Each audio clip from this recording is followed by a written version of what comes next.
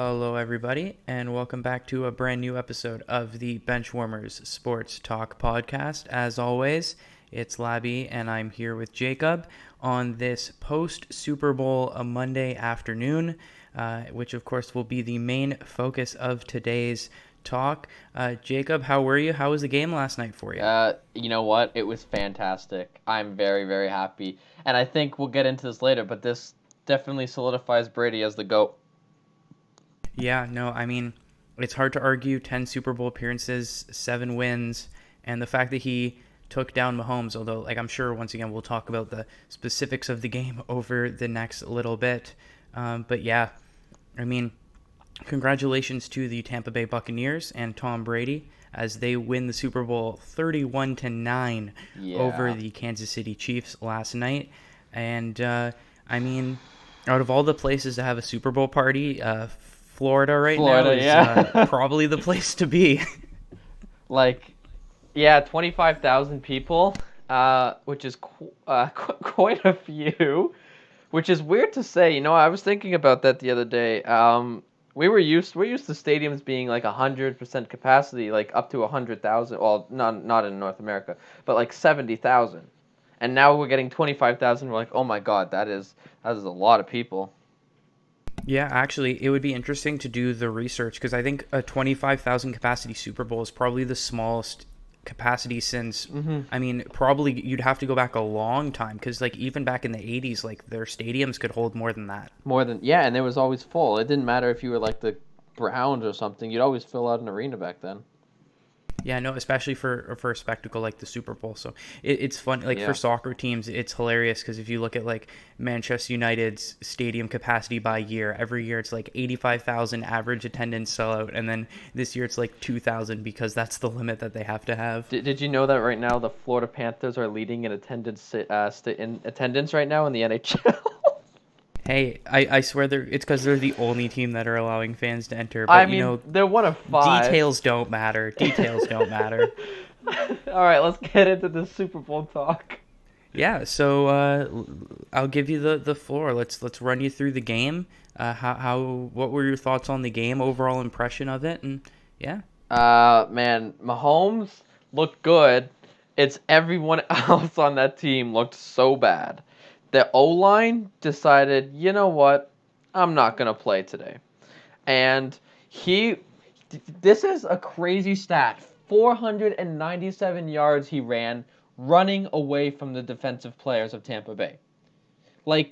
That's usually that's more than what 99, if not 100% of all quarterbacks throw in that league. That's ridiculous. Where is your O-line? Mahomes made some ridiculous throws there, and they just couldn't catch it. And you know what happens when Brady gets the ball? Brady usually scores, and that's just what happened. Yeah, I mean, I think that's the number one storyline in the game. And, I mean, I talked about it last week when I said, obviously Brady's going to have to be good, and I'm not trying to diminish Brady's performance because, once again, when we look at the quarterback performance, I mean, Brady did basically everything that was asked of him to do. No interceptions, 3 touchdowns, I believe it was. 2 to Gronk. Very accurate in his passing. So, Brady did his job, but the real MVP of the Super Bowl was Todd Bowles and that defense of the Tampa Bay Buccaneers. Because they were smothering. They did not give Mahomes a chance to do anything. Like you said, he had to run 30 yards, scramble around. The plays at the line of scrimmage is the 20-yard line. He's back at midfield trying to avoid the defensive players coming at him. He's throwing the ball sidearm as he's getting tackled to the ground. Bro, and he still throws a dart right into his hands. I mean, when it comes to Mahomes, a lot of people have been saying that Mahomes is a good quarterback, but the reason why he's so elite is because he has an elite team around him. And I think that yesterday's performance shows that Mahomes is as good as he deserves all the credit that he's been getting. He's the most talented quarterback. I don't think any other quarterback would be doing that type of stuff back there and those sidearm throws as he's falling down. Mahomes was let down by, like you said, an offensive line that couldn't protect him, and then a defense that was very undisciplined. And you Oh, know me, I'm very critical of the referees, particularly pro Brady bias, and I was very critical with the Green Bay Packers game. But realistically, like, the referees were not the cause of this game. So many of those were blatant penalties. Like, the Chiefs were just so undisciplined. And were there a couple of questionable ones? Sure. The pass interference at the beginning of the at the end of the end zone there probably wasn't pass interference, but like, they were on the 5 yard line anyways. You know, like, the penalties weren't the reason for the game. That defense was just unsettled. They lost their cool and they were very undisciplined.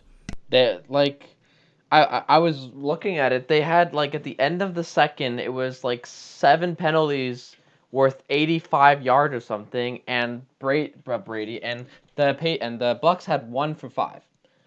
And here's the big thing with the Chiefs is they've always been plagued with penalties. It's just Mahomes covers it up. And this game was put on full display that there are a lot of cracks on this team.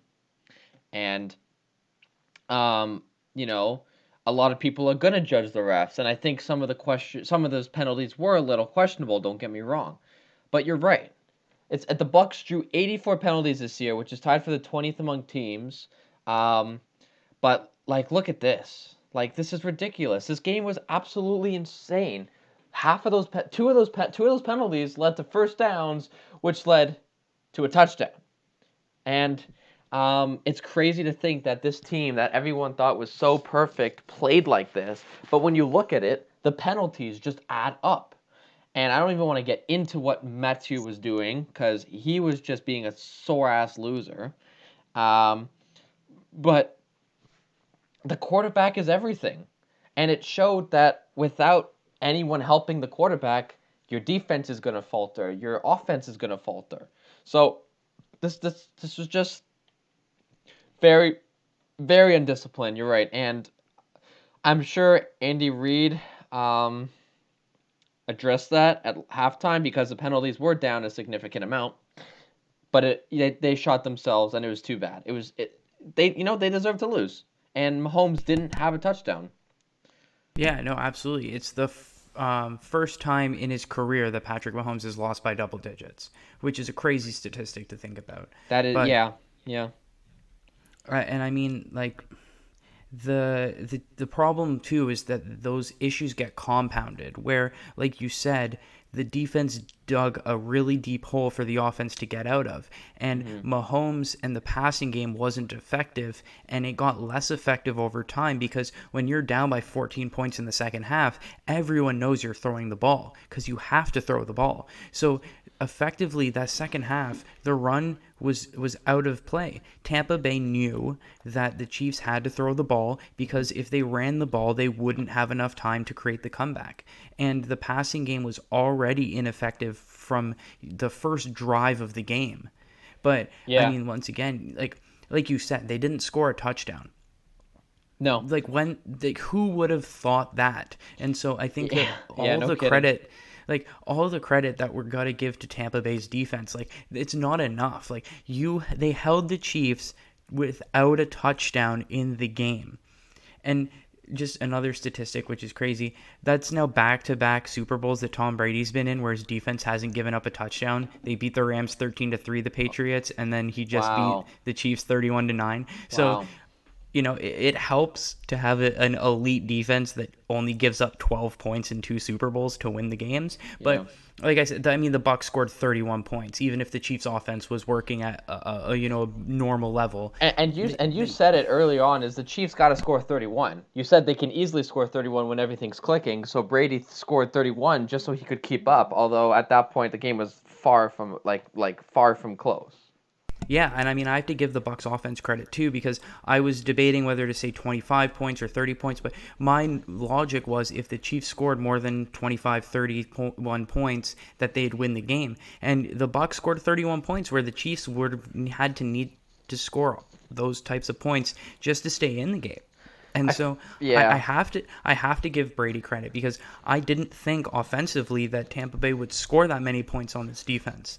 And like you said, you look at the names that got involved: Gronk with 2 touchdowns, Hmm. Antonio Brown with a touchdown reception, and Leonard Fournette with a rushing touchdown.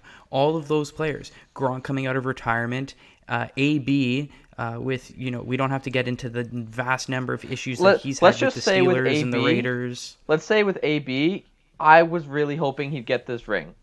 And only because he was able to get his life together after he'd messed it up so bad. So I'm very happy that AB won in this one. Yeah, and then also Leonard Fournette, cut by the Jaguars who went full tank. Leonard Fournette is a damn good running back. Oh yeah. Like he's only 26. He's a really good running back. Perfect complement to Ronald Jones. And you actually saw the Bucks leaned more towards Leonard Fournette in that game, especially after Ronald Jones didn't get the 4th and goal from the 1 yard line early in the game, because that really could have been a big turning point. Kansas City just never got their offense together. No. I think this was actually more a tale of defense. And this is what I was saying. Like, I had the Chiefs winning the Super Bowl, but I wanted Tampa Bay to win it. And man, I was very glad when Tampa Bay did, because Kansas City, I don't want to say they're overrated because they're one of the best teams, but look what happens when you face a little bit of adversity. Like, they almost lost to Buffalo. Mahomes is out there playing with turf toe. He's limping and he's still making ridiculous throws. You can't blame it on him. But no O line and no D line, and that doesn't work for teams anymore. And the Bucks just had like the best complete overall game I've seen in a while. Yeah, I mean the Bucks were a complete team offensively, defensively, special teams everywhere. I mean maybe a little bit of like dropped punts here and there on that special teams play, but no, I absolutely agree with you. And obviously the Chiefs were missing a lot of O linemen, right? You have Laurent Duvernay Tardif, who's skipped the season because he's a doctor to help out with COVID efforts in Canada. And then you have 2 injured O linemen as well, including an O lineman who got injured in the dying moments of the Buffalo Bills game, which was a huge loss to that Chiefs O line. It's no And like, excuse though.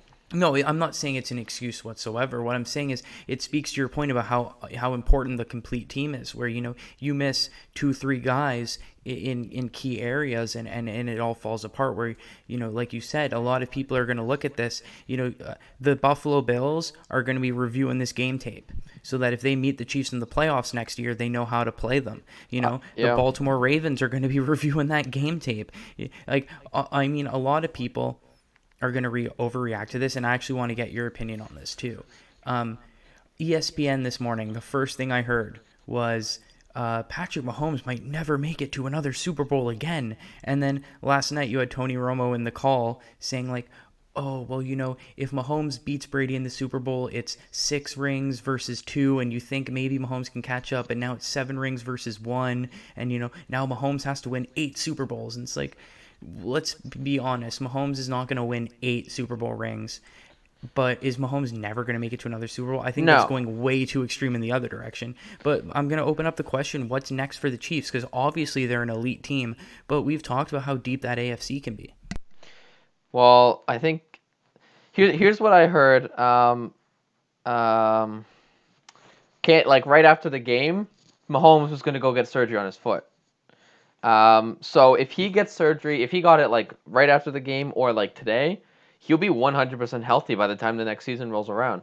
What they got to worry about is that O line because you got Mahomes carrying that with Tyreek Hill. And here's the thing: Tyreek Hill, Travis Kelsey. I think Sammy Watkins is on that team too. Yeah. Yep, Sammy Watkins is there too. You need to. Here's what the Bucks did: is they went to Evans, they went to Goodwin, they went to AB, they went to Gronk. They threw it to one of their linemen in that. You need more adversity. Teams are going to catch on to these. You had Fournette. You need like I don't think that Kansas City ran the ball as much as Tom Brady did as Leonard Fournette. You have to be diverse. You cannot rely on your throw game. You cannot rely on your run game. You have to use both. I think Mahomes needs to understand that yes, he's good and he's probably the most talented quarterback I have seen in a while. But he needs to understand he's got multiple weapons. And I think this was the whole problem with Cleveland is they relied a lot on Mayfield throwing the ball. You have two extremely good running backs, which you didn't use as much as you should have. Like, change my mind. Cleveland has a chance to beat. Did they play KC? Yeah.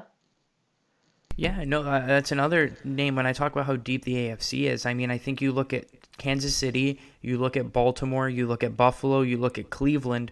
Those are four teams that, at least internally, like in those franchises, talking to those fan bases, they have Super Bowl aspirations. That's the target for those teams.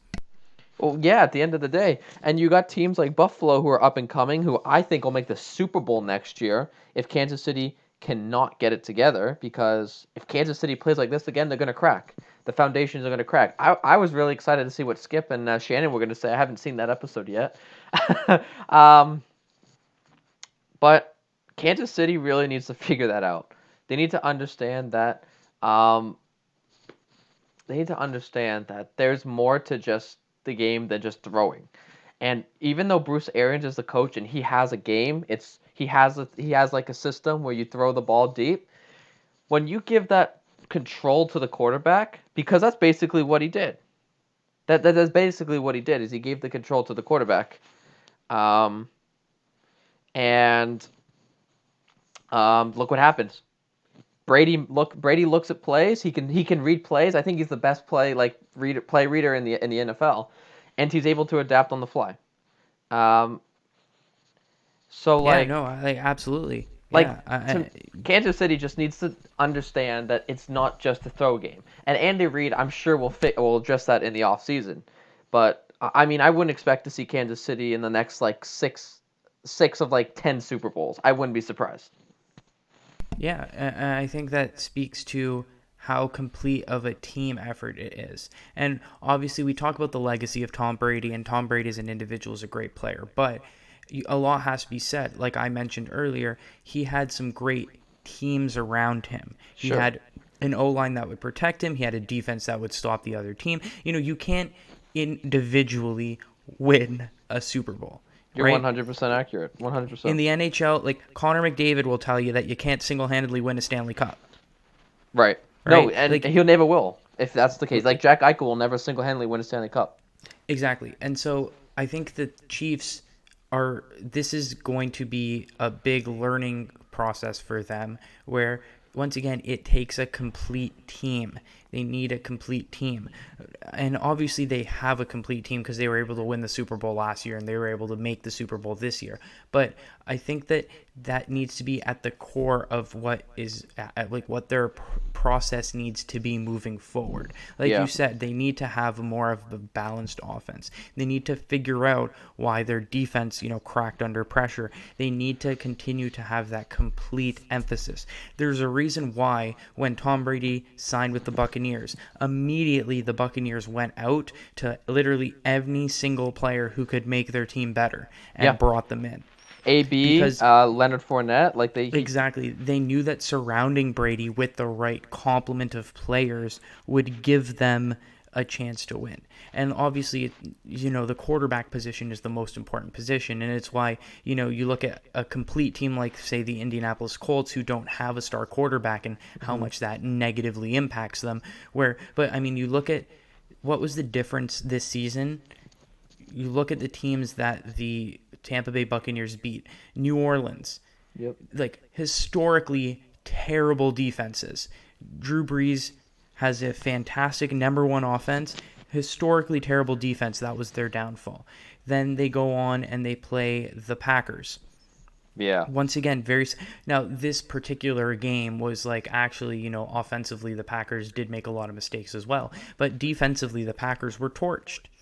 Yep. And then you come to this game against the Chiefs, and the Bucs defense made the difference is that Tom Brady is a good quarterback. He's like he can match up to the Mahomeses, to the Breeze, to the Rodgers. But when he has a better team around him, that's only gonna like, make his chances of succeeding better. It's the reason why, Drew Brees in New Orleans only has one ring. His defenses have let him down. There's a reason why Aaron Rodgers only has one ring. The team would literally rather draft a backup quarterback than give him an extra receiver to throw to. And there's a difference why Tom Brady has 7 rings, because historically in New England, they've been able to give him more complete teams. You know what I find weird about what you said is you're comparing. If you're saying Brady getting compared to Rodgers and Mahomes, but I think you got it flipped. This solidifies Brady as the greatest quarterback of all time.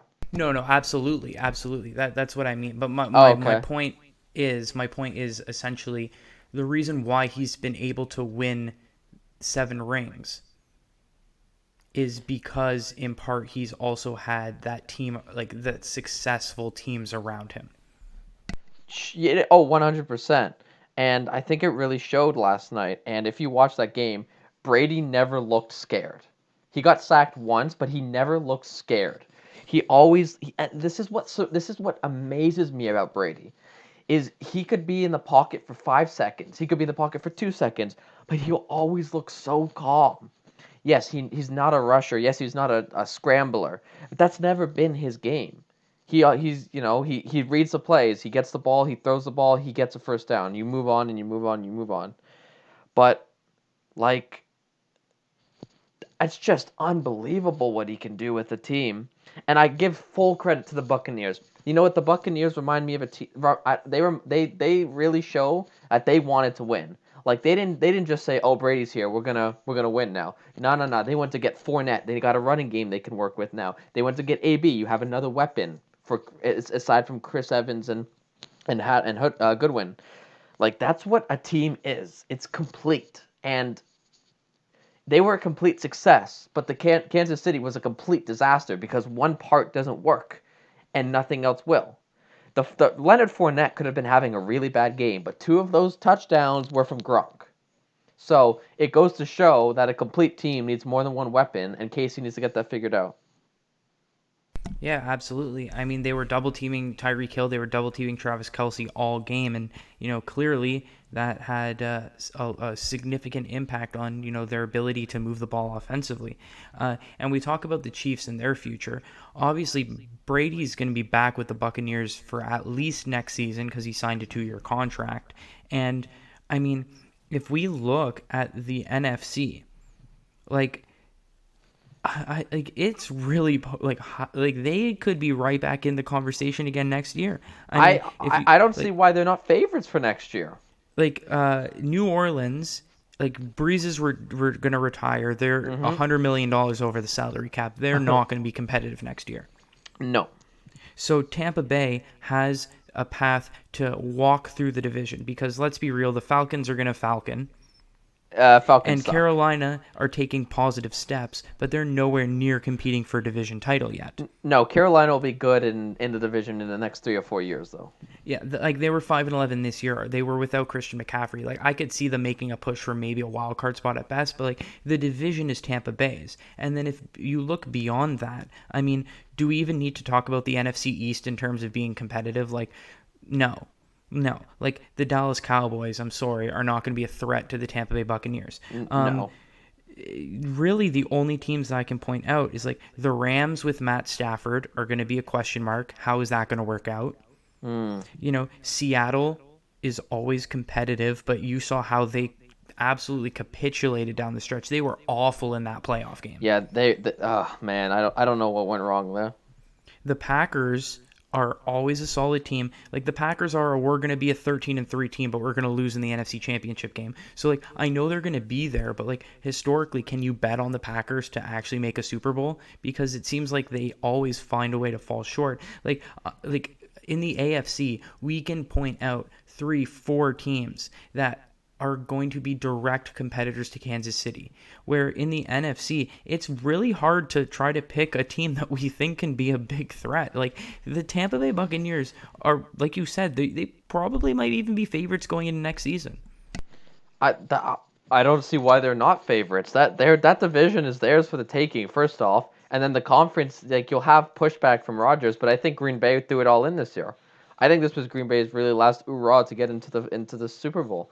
I don't see why Tampa Bay has a reason to not make it again next year. They have all the tools. You know, all that's going to change is the year. That's it.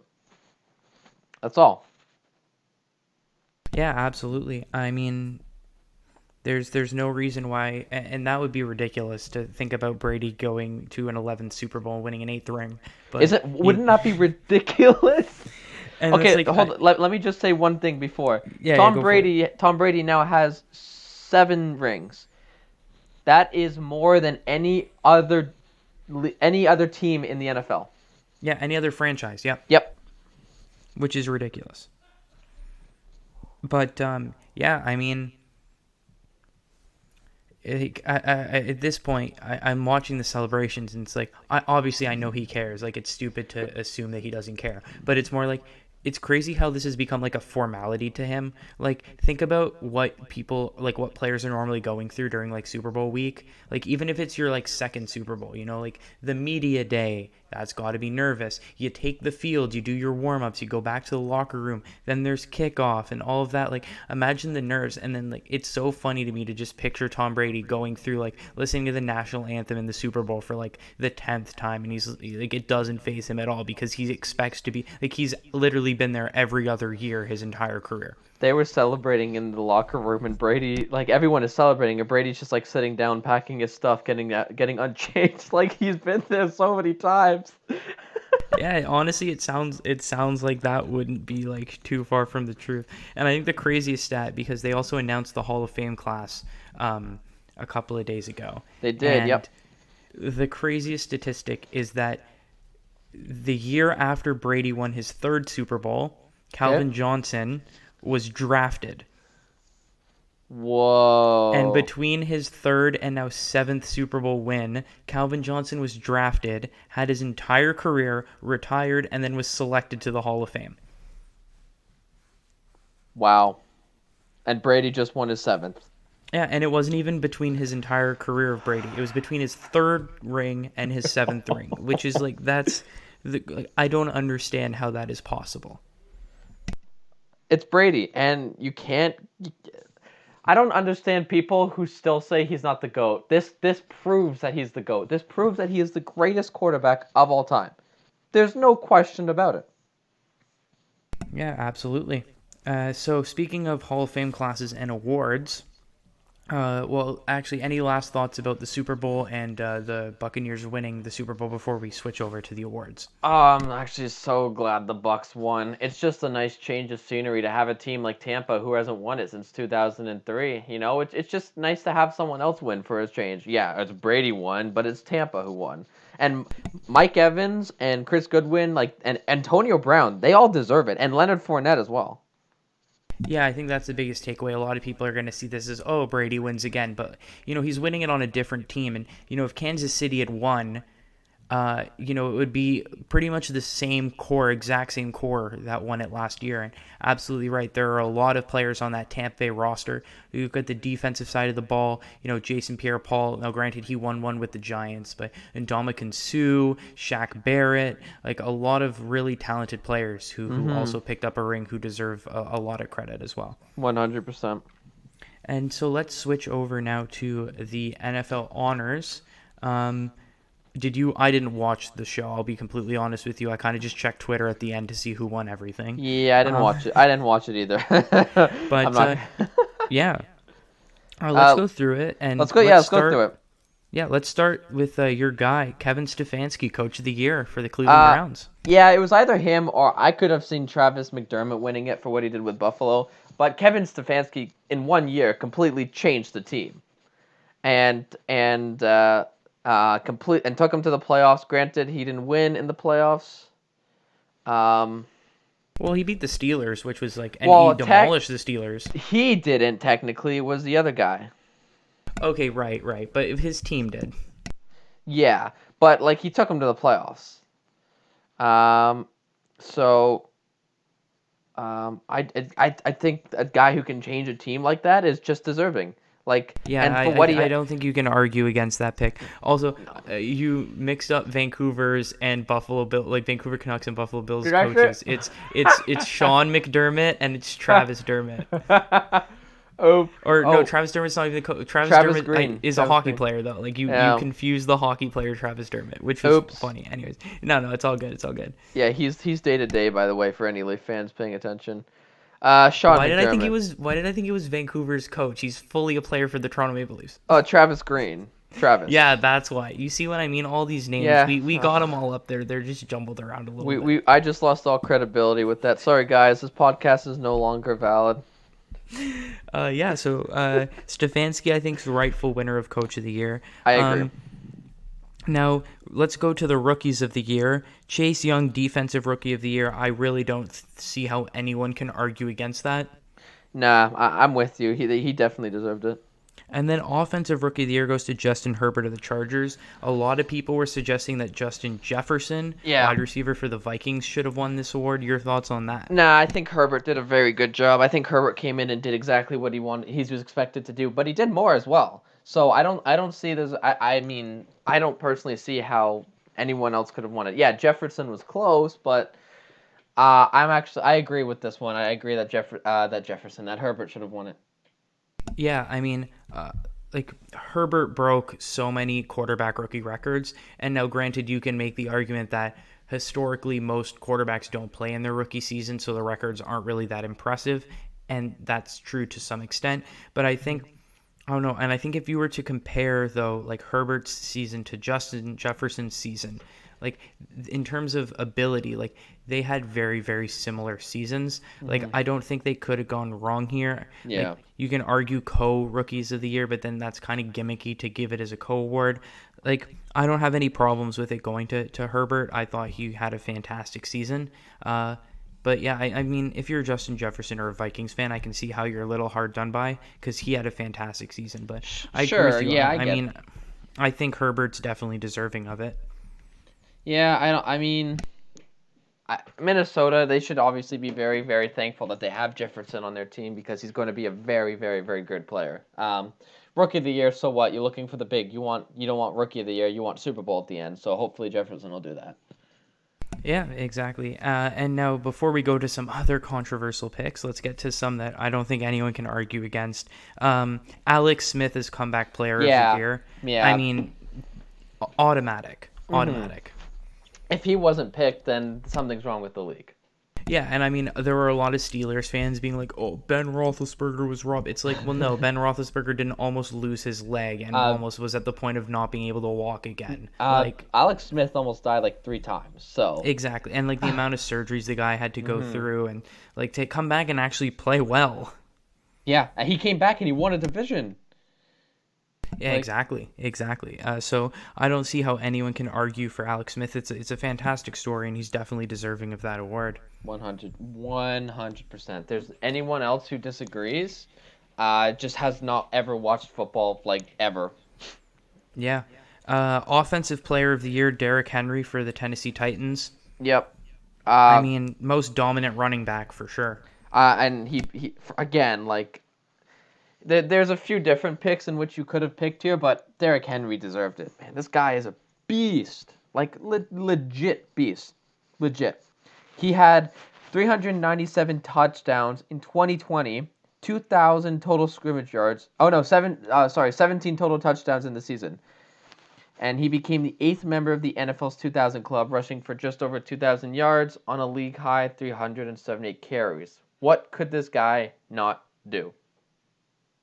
Yeah, he basically did everything his team asked him to do and then some. And I mean, he had an MVP caliber season. So if you're not going to give the guy MVP, which we'll talk about, then Offensive Player of the Year, I mean, Derrick Henry deserves some kind of significant recognition for his season. I think Offensive Player of the Year is very fair and he's very deserving of it. Yeah, 100%. That's the next one.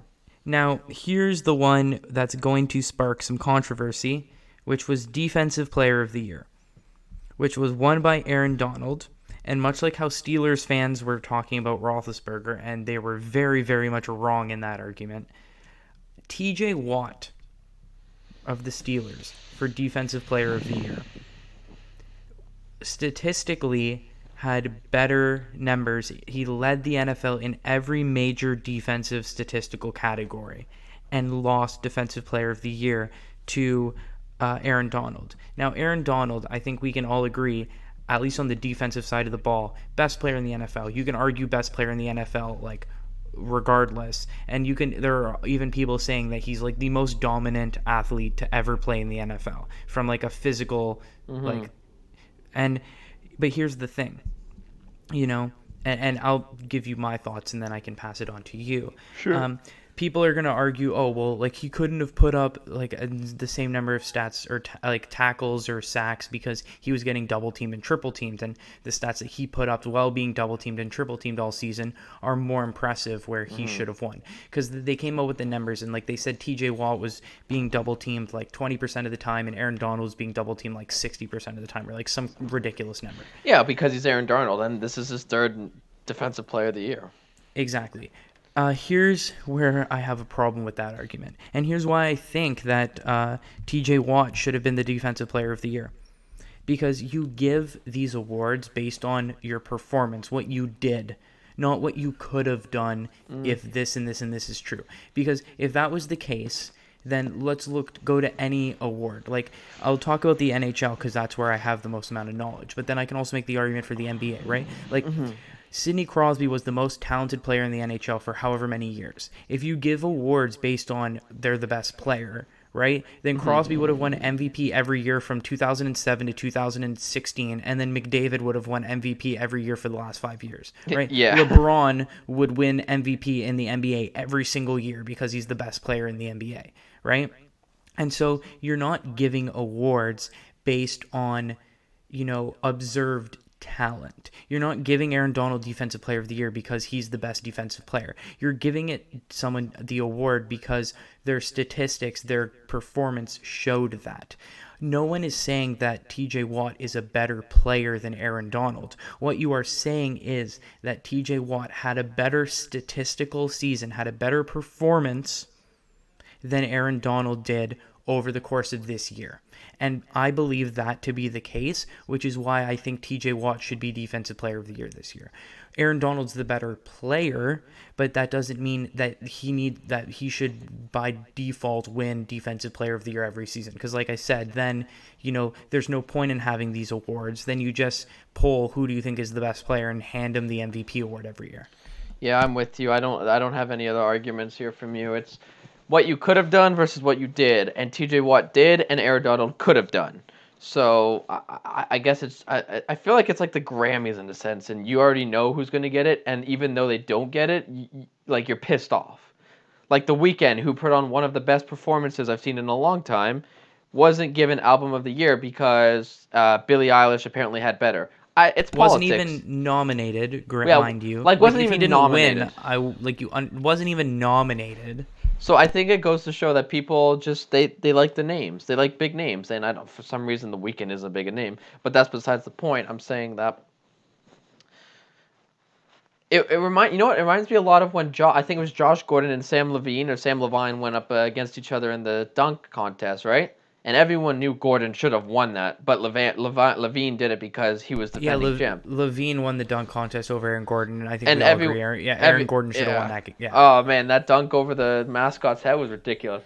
Yeah, or it's like players get a reputation, and then at that point, their reputation is going to earn them. So once again, I think we're getting slightly off. Like we both agree that Aaron Donald was probably the second best defensive player this year. So it's not like he doesn't deserve this award. But you're absolutely right in terms of people then start voting off of names, start voting off of reputation. Like there are some NBA players who still get All-Star votes. Like Klay Thompson is 10th in All-Star voting, and he hasn't played a single game this year. Right. Like, how is that possible? Like, how can someone be an all-star without playing? It's what he could have done. It's because he's Klay Thompson, right? Yeah. Yeah, it's because it's Klay Thompson. And, I mean, that's a fair enough argument, but... But he's not playing. Exactly. That's the whole point. These awards are for what... So, I mean, yeah, I agree with you. I think TJ should have won it. I really do think TJ should have won it. And I hate Steelers fans. Well, Sorry. yeah. No, I mean, I'm not a Steelers fan. I mean, just because I'm a Penguins fan, so, you like to see Pittsburgh sports teams do well because when the Steelers are struggling, Penguins' Twitter is very aware of it and it does impact. Mm. Kind of like how, I mean, maybe to a less so extent, but like Toronto kind of runs on the Toronto Maple Leafs, where if the Toronto Maple Leafs are not doing well, the entire city of Toronto feels it. Like the Yeah. Raptors have kind of saved that for a couple of years, but like for the most part, if the Leafs are doing bad, Toronto collectively is doing bad. That's kind of how Pittsburgh is with the Steelers. Yeah. Um, and then yeah, so moving on from that, Aaron Rodgers MVP. No surprise. Deserved it. Yeah, I mean, once again, it's tough to pick MVP, especially because there's so many players who are probably deserving of it. Like we said, like Derrick Henry could have won MVP, like Josh Allen could have won MVP, Mahomes probably could have won MVP with the season he had. But I think Mm-hmm. we're both in agreement where Rodgers like is deserved to win the award. 100%. I don't think anyone did exactly what he did. Like, it was fantastic. Yeah, the one thing I'll say is they gave him 1 minute to do his MVP speech. Like, what kind of garbage is that? Like, let the Yeah. man talk. Yeah, that was pretty brutal. Yeah, and at the end, he's just like, yeah, there's like a million other people I want to thank, but I only have 1 minute, so like, thank you. Yeah, thanks. I appreciate it, but I guess I gotta go now. And it's like your Uh, whole MVP, like your whole awards show is 3 hours long, and you gave the guy 1 minute to do his acceptance speech. Like, it was brutal. It was brutal. It was brutal. Um, Walter Payton of the Man Year. Russell Wilson, your thoughts on that? yeah, I mean, once again, this award is based on like humanitarian actions and stuff. Mm-hmm. So, like, to be completely honest with you, I'm never aware of like what the players are doing, like off the field, right? Uh, until like the winner is announced. So I can't tell you like if this is like, oh, So this is like Wilson. So what Wilson did was he was committed to Seattle's Children's Hospital when he joined Seattle as a rookie, and his social justice work through his foundation, Why Not You Foundation. Um, Wilson Yeah, said, like yeah, I'm saying, like I'm aware of what Wilson has done because he's won the award, and clearly what he's done is like definitely deserving of getting recognized. But like for example, like with Defensive Player of the Year, I can look at their like statistics and like I can make an assumption on whether it was right or not. Where when yeah, you're talking about something like humanitarian actions, like so many players are doing a lot of like good things in their local communities. So when it comes to something like Walter Payton Man of the Year, I can never argue against it because I can't say like, oh well, this guy's humanitarian effort was better than that guy's humanitarian effort, right? right. So, but I mean, at the end of the day, like we said, I mean, Wilson's doing fantastic stuff for the community in Seattle. So, I mean, good for him to get recognized for that. Like that's Yeah, oh, yeah. 100%. 100%, I I mean, agree. he's a great player. He's a great person. I mean, everyone who's worked with him only had like, from what I know, every like whether that's his coaches, like even going back to his time in Wisconsin, like people have said only good things about him. I mean, yeah, there's really nothing else to say about that. What award do we have next? Yeah, that's pretty much all the main awards. I mean, you'd think that a sport like football in the NFL would have like, an extensive list of awards, but that's pretty much it. Just to run through some of the other stuff, there are like nominated, sponsored like extra trophies, which just go to players who have already won awards. Like FedEx has a Air Player of the Year and Ground Player of the Year, so I can let you guess who won their Air Player of the Year. Yeah. Aaron Yeah. Rodgers. Yeah. Ground Player of the Year, yeah, Derrick Henry. Yeah. Fantasy Player of the Year was Josh Allen, so there you go. Allen. He Well, he yeah, gets a shout out. he was unreal. Clutch Performance Play of the Year was the Hail Murray from Kyler Murray to DeAndre Hopkins against the Bills. Once again, no surprises there. Oh, And then some of man. these other awards, like I have no idea what the Snickers Hungriest Player of the Year award is, but congratulations to Kyler Murray. Hey, Murray! The Sportsmanship Award goes to Teddy Bridgewater. Okay, there you go. Interesting.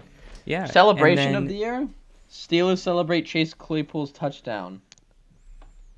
I feel like Steelers fans are going to get angry that Chase Claypool wins Sully of the Year, considering like one of the big problems of their success or lack of success down the stretch Was was celebrating. players like Juju and Chase Claypool were a little bit more committed to TikTok than they were to winning football games.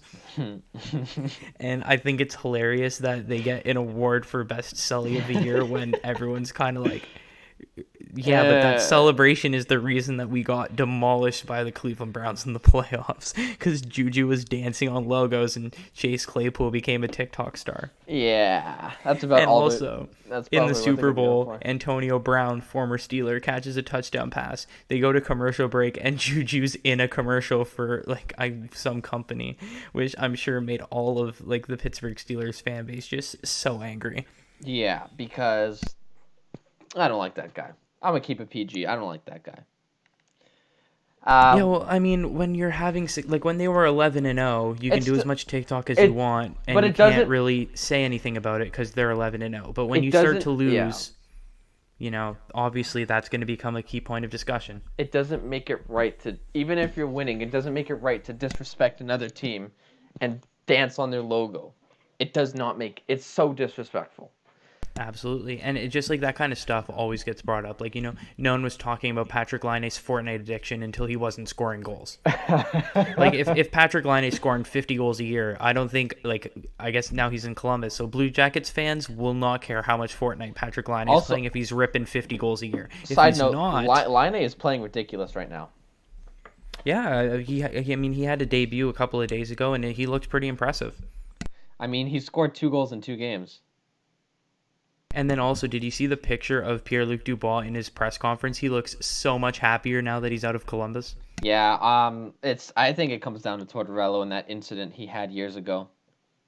Absolutely. Speaking of Tortorella, did you hear about the whole offside goal controversy that happened in the Blue Jackets Hurricanes game the other day? I don't like Tortorella, but he had every right to be angry. They messed that up. Came out and said they messed that up. And what was the reason for not changing the goal back? Is because something I don't know.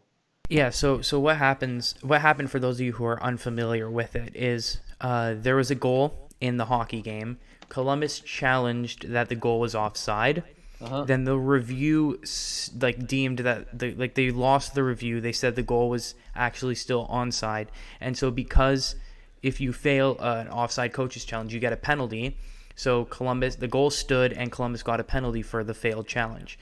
Then, like halfway through the penalty, when there's a whistle, the referees went up to the Columbus bench and said, hey, so it turns out that you were correct and it was offside, but because we already did the review, we can't take the goal away. But what we can do is take away the penalty Yeah, the rest of the for the penalty. failed challenge. So they took off the rest of the penalty time, but the goal stood. The game went to overtime. Columbus No, lost. the game didn't even go to overtime. They lost 6-5 in regulation. Oh, it didn't? I thought they lost in. So there you go. They lose 6-5 in regulation. So the game Yeah. should have gone to overtime. Yep, it should have gone to overtime, and at that point, overtime is anyone's game. Patrick Laine commented, I think that's the biggest joke I've ever seen, and this is only his second game there. Also, Coach Rob Rindamore of the Carolina Hurricanes said, I don't really understand it. They messed Well, up, yeah, and I the power mean, plays... it's clear as day. It's like it's a technological issue. So the NHL came out and said that's what it was. There was a technical error that led to the mistake. But I mean, it's no like, excuse. there's no. You're right. It's no excuse, especially because it took them like literally 30 seconds after the error to figure out they were wrong.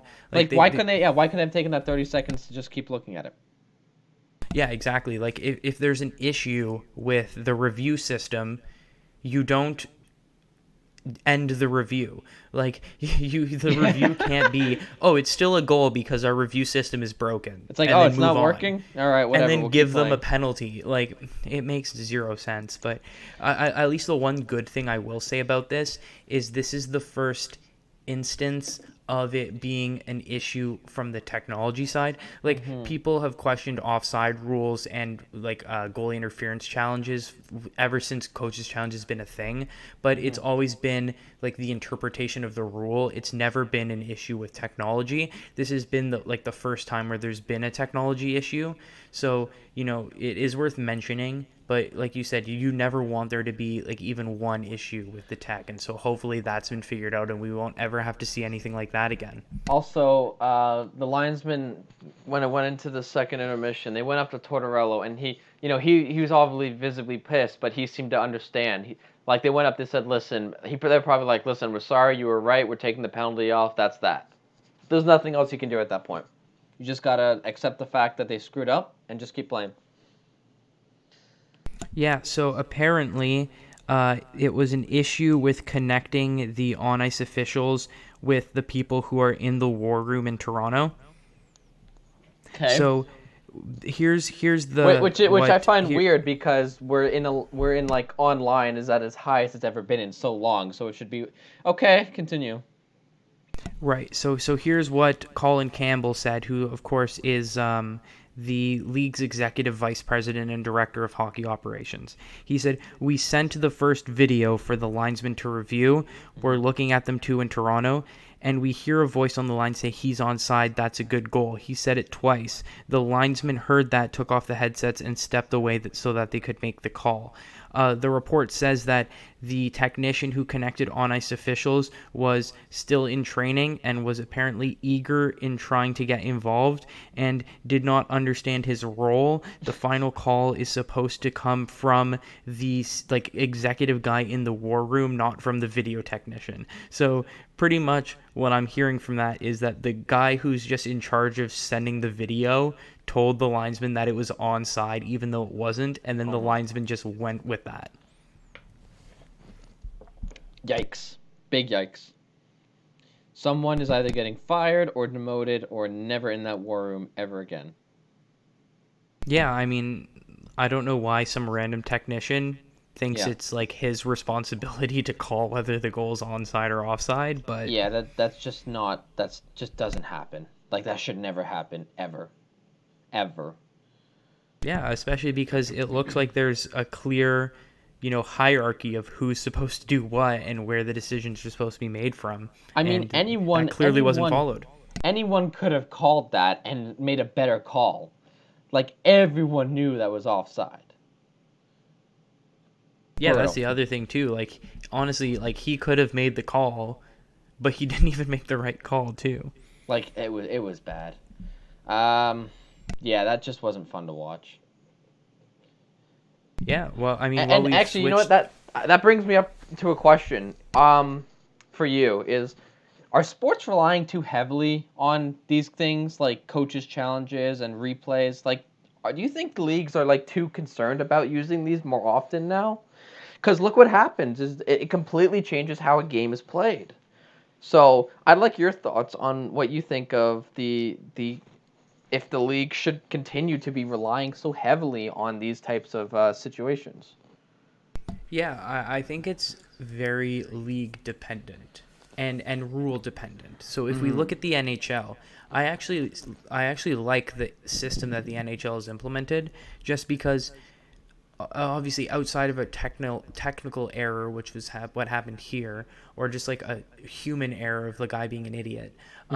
For the most part, offside reviews have been pretty good. And I mean, sure, there have been talking points, but I think that the offside review rule has been pretty good in the NHL, because it's very clear what's being looked for. There's a very clear chain of command. Goalie interference, on the other hand, it's a little bit more of a gray area, but that's because it's more interpretation of the rule. And so that's where things get into a kind of gray area. But I mean, for the most part, I think that the coaches' challenge in the NHL has been pretty good. And then in the NBA, obviously they changed the rules. So in the NBA now you have a coach's challenge where you can challenge one call during the game as a Yeah. coach.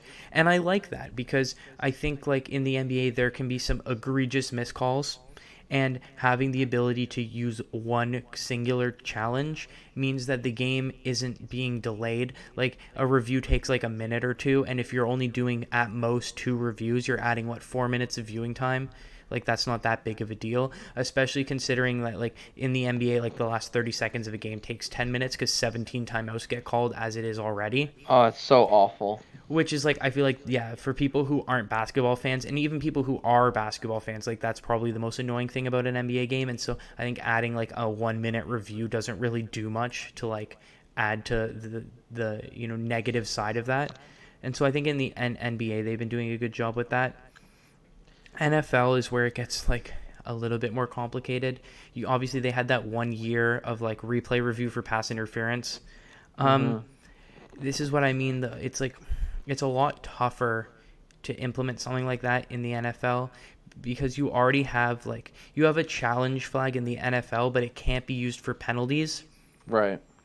And I feel like that's probably the most like accurate way to do it. As much as like I understand Saints fans are going to be like, well, what about that blatant like miss pass interference? But like that doesn't really happen all too often. And for the most part, the controversies that happen in the NFL can already be addressed with coaches' challenges, like talking about is a guy out of bounds when he makes the catch, or like is that a fumble? Is that like an interception? Does it touch the ground? Like all that kind of stuff can be challenged already.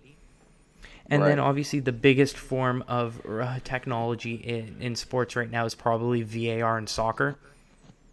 Yep. Here's my thoughts on that. When goal line technology was introduced, no one had a problem with it because it's 100% technology, right? Mm-hmm. Like it tells you with it whether it crosses the line or not. It's very simple. You just read what it says on your watch. It says goal, no goal, Yeah. right? Simple. There's Simple. no interpretation.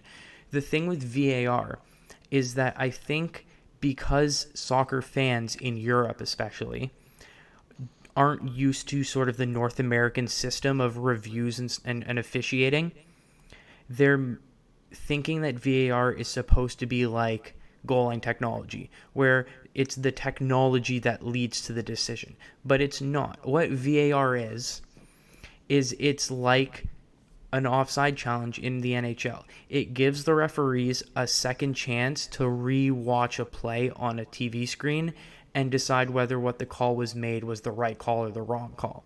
Right. So when people talk about how VAR has been a disaster, and I'll agree, there have been some like VAR, especially in the Premier League this year, like has been wildly inconsistent. But Yeah. it's the fault of the referees. I think that the refereeing in the Premier, like the referees in the Premier League, have not set a standard that is equal. We haven't seen, consistency, and that's not the fault of VAR. That's the fault of the referees using VAR. So I think that VAR is a fantastic idea. Like if the refs miss something that's like brutally obvious, they Mm-hmm. should have the opportunity to go to a replay booth and watch it. It shouldn't be like, oh, well, he missed what was a blatant handball. Oops, right? Oop. Yeah. Oops. But at the same time, you need to have a consistent precedent being set for what goes to VAR, and when it does go to VAR, what is decided. Because, like, use the handball, for example. I've seen one play called a handball, but then in the next week's game, a play that looks exactly the same is not called a handball. But that's not the fault of VAR. That's the fault of the referee being inconsistent, right? Right.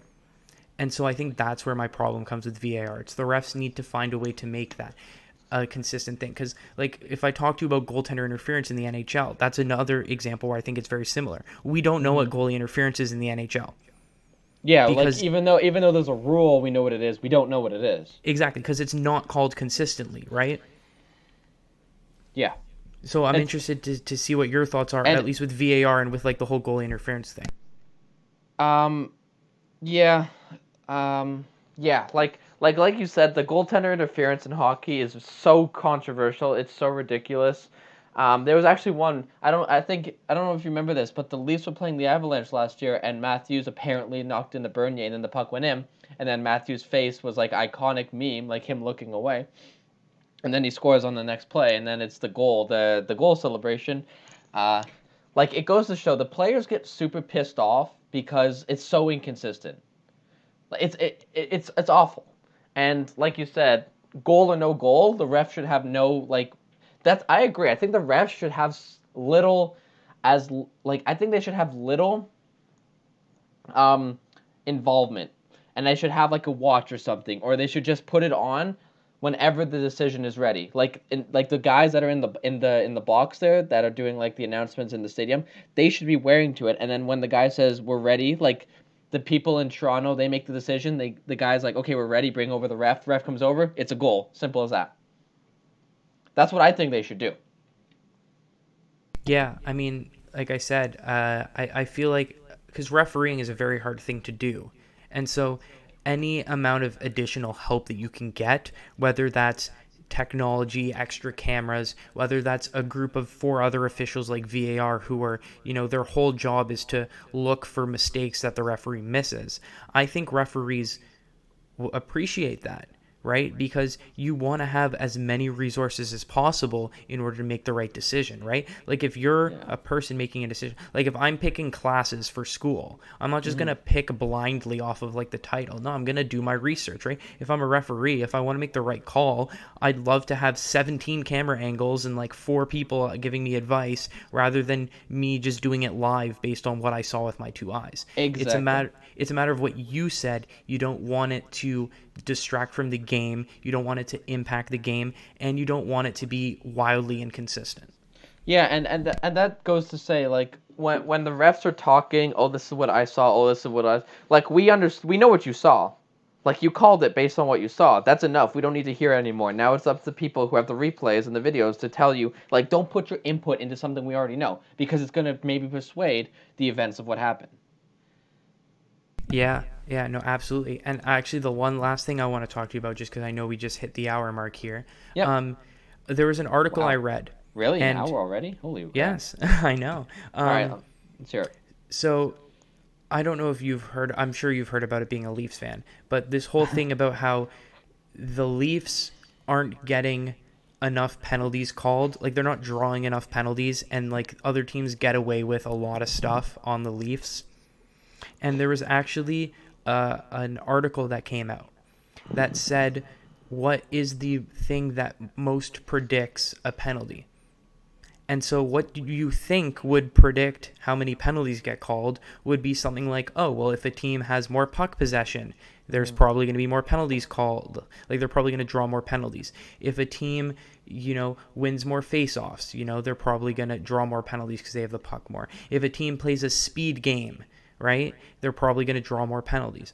The number one prediction of when a team draws penalties is how many penalties they take. Yeah. In other words, what referees are doing is they are officiating based on what's happened already, which means, and I'm sure hockey fans realize this all the time, when your team gets 3 power plays in a row, you know that the next penalty is probably going to go against you. Against you, yeah. Whether the other team commits a penalty that should be a penalty or not, right? They'll call a soft penalty because, oh, you can't have 4 power plays in a row. And they looked at the statistics and they did like a whole analysis of it, and they showed that that's the case. And they said that the Leafs, because they're one of the most disciplined teams in the NHL over the last 2 years, 3 years, because they don't take a lot of penalties, because of that, they also don't draw a lot of penalties. And for Leafs fans saying like, oh, well, this is like BS, like why isn't that a penalty? Like that Kerfoot hit from behind like a couple of days ago has really been like one of the main talking points. And they just said the reason why is because you're not going to get penalties called for you if you're not also getting penalties called against you, which I think is stupid. And I'm sure you agree. Such a stupid rule. That hit on Kerfoot when he was boarded on the numbers into the wall should have been a suspension. But no, it's the Leafs, and a lot of people just hate the Leafs because they're good. And I'm sorry, but it's true. Everyone hates on them because they're good, and they're the best team in the North Division. I have been saying that the refs this year have been absolute dog shit. For both teams, for every team that's played. They are so bad this year. Like, sure, we're in a different situation, but that is no excuse for you to be doing your job worse than what you're already doing. It's garbage. It's absolutely absurd. And it pisses me off because I'm like, oh my God, we got a penalty for what? Oh, he barely touched him. Oh, we're getting a power play? Oh, for what? Oh, he barely touched him. It goes both ways, and they're just so bad this year. And it pisses me off because penalties really slow the game down. You could be in the ozone. You could be going back and forth, and then all it takes is one question, like the slashing call a few weeks ago.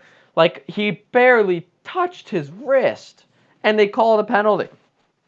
It, it's Yeah, it, it's the it's whole thing of they're calling penalties based on what's happened in the game, not based on what's a penalty and what's not a penalty. which Like is ridiculous. for like let's say the Leafs playing the Senators, because like let's be real, the Senators are going to be the punching bag of like North Division jokes for the rest of the year, right? Yeah. But like to use that example, the Senators are clearly not as skilled a team as the Leafs. Correct. So it's most likely that the Senators will be committing a lot more penalties. Correct. Or like I'm thinking of like team styles. Like I would believe that the New York Islanders' system of playing will lead to committing more penalties just because of the style of game that they play. Right. Right? So if the Leafs are playing the Islanders, right? Or if the Leafs are playing the Senators, or if another skill team, like if the Tampa Bay Lightning, or like the Edmonton Oilers with Connor McDavid, like Yeah. Connor McDavid is going to get a lot of penalties drawn against him because you can't keep up with him, so you have to hook him, have to hold him, have to slash him. As a guy who's watched Sidney Crosby play for the last 15 years, like the amount of penalties that should be called against Sidney Crosby that aren't called because you've already called 7 penalties against him. Yeah. But And there's seven, still- seven is way too many for Crosby. Oh, he's Sidney Crosby. But there's still penalties, right? Like if you have to hold McDavid for the 4th time tonight because he's getting past you, the 4th time you do it is still holding. You don't not Yeah. call it because you've already called 3 penalties. No, you called it, whether fans like it or not. If you call a penalty because it's a penalty, then you have nothing to complain about. Just stop holding him. Get in better position. Exactly, because if you don't hold him, McDavid's going to blow by you. So the whole point of calling the penalty is because, like, yeah. It's just it's so unbelievably disappointing. Like it's so unbelievably disappointing watching penalties get called that should no way should be penalties. Yeah, and here's the good thing about analytics, right? Is these things that, hockey fans have been saying for years, or that feeling, like the feeling that I said of, if your team gets 4 power plays in a row, you know that the next call is going against you. Yep. Just from like a feeling perspective, it's good now that analytics has entered the game of hockey, where we see like the people who are good at math and good at statistics actually show you the numbers and be like, yeah, they're right. Look at the numbers. The data does show you. Right. Yeah. And it's great that there's actually evidence out there that now says, yeah, what everyone's saying is actually right. Doesn't matter. Like at the end of the day, it's not going to matter because the refs are still going to make a way to try and control the game, and I really, really do not like that. Like the refs are not supposed to run the game. Yeah, no, you're right. And I mean, hopefully this opens up some eyes. So maybe like long term over the next couple of years, slowly stuff ends up getting better, because you do have to remember, for those of you who are a bit older, have been watching hockey for a long time, like you remember back before the NHL lockout, like you could get away with everything. Like back in like 08, 09, 10, like that era of hockey, like holding didn't exist as a penalty. Yeah, Like and cross also checking didn't exist as a penalty. Slashing, you literally had to like break the guy's wrist on a slash to get called. And where now they are getting better at calling like those minor infractions. You're not allowed to like clutch and grab guys as much as you've been. So maybe we will see an improvement like longer term, but I agree with you in terms of like it's probably not going to change anything like anytime soon. no, and it's really annoying that this is how it's got to, is refs are trying to control the game. Like let the game play the way it's supposed to play. Yeah, absolutely. Any closing thoughts here before we wrap up? It's just frustrating. I just really hope that they figure it out soon, because I'm getting real sick and tired of having like 5 penalties one way compared to like 2 the other way. Yeah. Also beyond that, hopefully the new COVID like guidelines and health and safety rules and stuff ends up working better for the NHL, because they are really in a lot of trouble here with the amount of games that are getting postponed because of COVID and everything. So hopefully, And do you realize how none of them are from the North Division? Because Canada knows what they're doing. Yeah. Also, I mean, I know we said we're wrapping up here, but I just want to mention like the whole Kevin Durant saga. Like, no blame on Kevin Durant. That's fully the fault of the NBA. But like, if a guy is waiting for a contact tracing test to come back and it's inconclusive and you let him join the game, like that's not Durant's fault. Like Durant is like, as long as like Durant's just waiting for someone to tell him he's okay to play. So I'm Yeah. not blaming Kevin Durant at all. Like you're a basketball player. Someone says you're good to play, you're going to play. It's the fault of the league where they should have told him, sorry, but you're not okay to play. And goes back to the league messing up once again. Especially with this, you can't mess up on this. Like if it was incomplete, what if it's positive? Everyone he played with gets positive, and there goes like the next season. Yeah, like the guy who, and like the test for contact tracing was someone he came in contact with. That test ended up being positive, and I haven't heard much about it, which means I'm assuming Kevin Durant has since tested negative and he's not actually positive for COVID, which is great because, like you said, if he we know he's come in contact with someone who tested positive. If he had then tested positive, he could have spread it to, like you said, the entire Brooklyn Nets team, the entire Toronto Raptors team. The Raptors then played back-to-back against Atlanta, and this is how this spirals out of control. Yeah. Like how the Buffalo Sabres are now dealing with the COVID problem because they played the New Jersey Devils, who had like 10 cases on their team. Yeah, New Jersey was really, really bad about that. Like they screwed Buffalo. But I guess Buffalo is a place where you go to die, so it's like they're already there. And I feel like that is the perfect point to end this episode's podcast. Oh, bad jokes, 2021. So we thank you for listening to another episode of the Benchwarmers Sports Talk podcast. We hope you enjoyed the Super Bowl. We hope you enjoyed the NFL season. And it means that starting next week, we'll have a lot more time to talk about hockey, basketball, a whole lot of other stuff. But until then, if you're watching on YouTube, give us a thumbs up, a like. If you're watching on Spotify, Apple Podcasts, whatever, leave us a 5-star review. Just thanks again for listening, and we will see you next week.